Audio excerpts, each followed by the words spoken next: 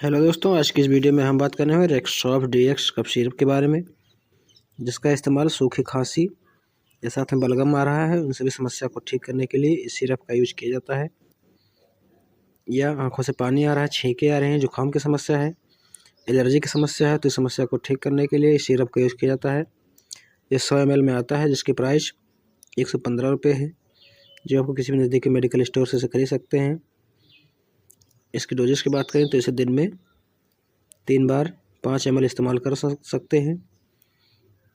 यदि बच्चों में इसका इस्तेमाल करना है तो अपने डॉक्टर की सलाह लेकर इसका इस्तेमाल करें। दोस्तों, बहुत ही बेस्ट बच्ची मेडिसिन है। ये सिप्ला कंपनी द्वारा बनाई जाती है।